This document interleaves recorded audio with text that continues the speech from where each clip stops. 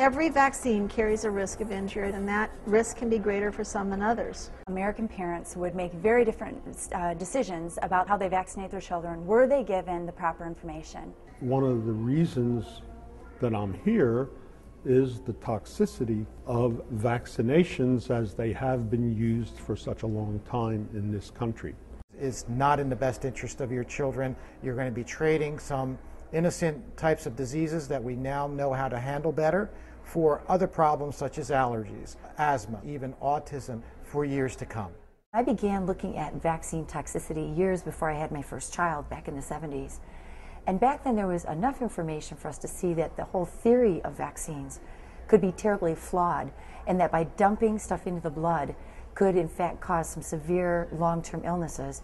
So the current climate of vaccine science is very controversial. The information that we're being given, that I was taught in medical school, is not consistent with safety and efficacy. As we see the number of vaccines being added to the schedule, we're also seeing a tremendous increase in the number of chronic illnesses in children. My concerns are the absence of any adequate safety studies looking at the long-term detrimental effects of vaccines used in childhood, and the almost cavalier continuance of the process of introducing more untested vaccines into a schedule of vaccination that is already appalling in terms of its scientific underpinnings. The swine flu vaccine contains squalene. It's in one of the European versions. It's being tested on 4 continents. This particular oil, when injected into animals, causes crippling disease. Wouldn't you like to know that before somebody said, I'd like to put this in the veins of your son or your daughter? I strongly advise against getting the H1N1 flu vaccine. It is not a very serious illness. The swine flu vaccine has both aluminum and mercury in it, which are both neurotoxins. Squalene may be added.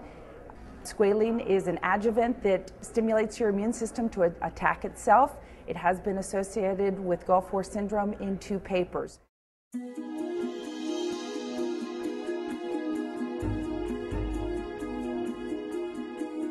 This public readiness and emergency preparedness waiver was issued for all the H1N1 vaccines to be used in the United States, including any novel adjuvants if they are used. These waivers have also been issued for pandemic influenza vaccines of a number of types. What that means is that if you are injured from one of these H1N1 vaccines or another pandemic vaccine, you have no access to the legal system. At this point, it's become very clear that the government is engaging in a deliberate practice of censoring science, of suppressing science, with simple changes in the vaccine schedule, such as delaying vaccines, getting out the metals such as aluminum and mercury, separating the shots, that they can reduce the amount of adverse events. This is the mandate of Congress in 1986, when the Congress passed a law with a mandate for safer childhood vaccines. This has never been carried out because the government officials are simply afraid of the results. At this point, it's gone beyond regulatory misconduct, I think, to criminal negligence, because the government, it is incumbent on the government to release this information, to fund these kind of studies on an ongoing basis, so that we will have the information we can to change the schedule and to give parents the proper informed consent. It is not a very serious illness. It's less bad than our seasonal flu. Please do take your vitamin D, your vitamin C, eat healthy, eat organic, get lots of sleep, drink lots of water. That's much safer than taking the vaccine. You have the human right to make an informed voluntary decision whenever you're going to take a medical risk that could hurt you or your child.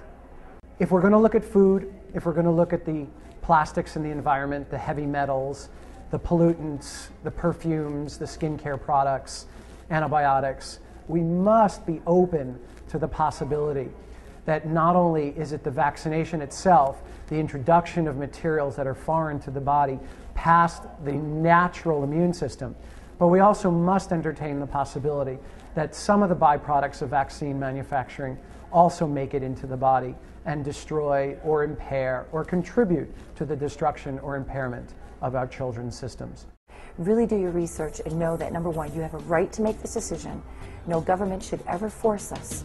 And please don't make this decision based out of fear.